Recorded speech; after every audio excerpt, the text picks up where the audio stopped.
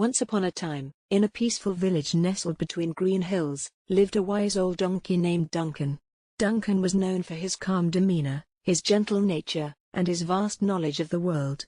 Animals from all around would come to him for advice and guidance. They would ask him about finding food, building homes, or understanding the changes in weather. Duncan had a special ability to listen carefully and always offered advice that would help his friends make good choices. One bright morning, while Duncan was resting under the shade of an old tree, he heard a small rustling sound coming from the bushes. Curious, he turned to see a little gray mouse poking his head out, twitching his nose and looking around as if he was up to no good. This was Milo, the mischievous mouse. Milo was known throughout the village for his endless pranks and tricks, often causing trouble wherever he went. He loved to tease the animals, sometimes hiding their food or pulling on their tails just to see their reactions.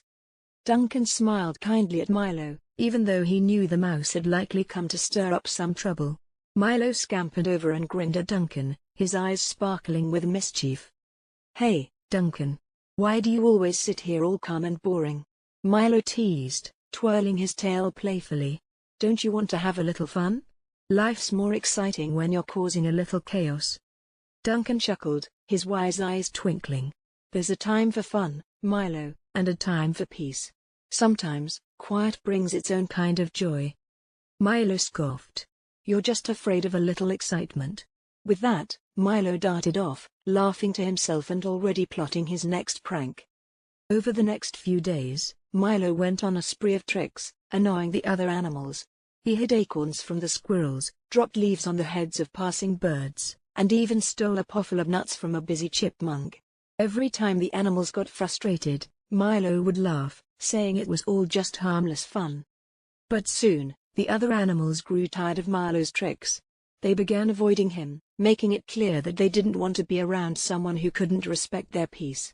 Milo started to feel lonely, but he brushed it off, telling himself he didn't need anyone. He still had his pranks, after all.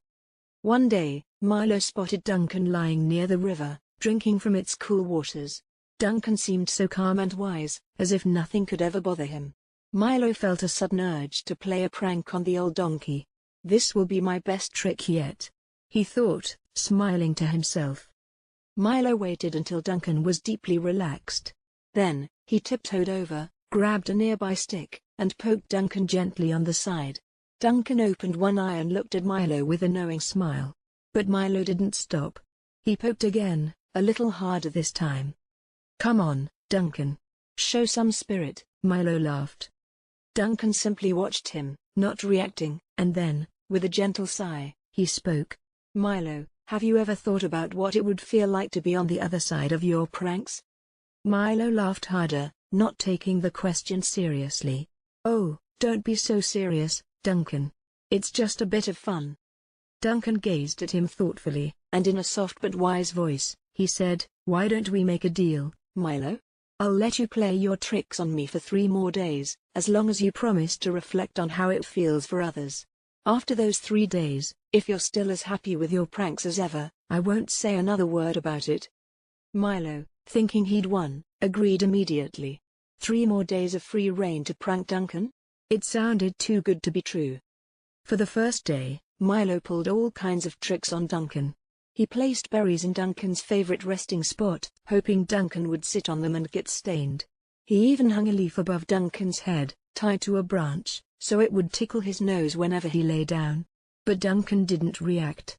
He simply smiled or nodded, thanking Milo for his creative ideas. By the second day, Milo started to feel a bit odd. Duncan's calm responses made him wonder why he didn't get upset or frustrated. Whenever Milo asked, Duncan would simply say, "Thank you, Milo, for teaching me something new about patience."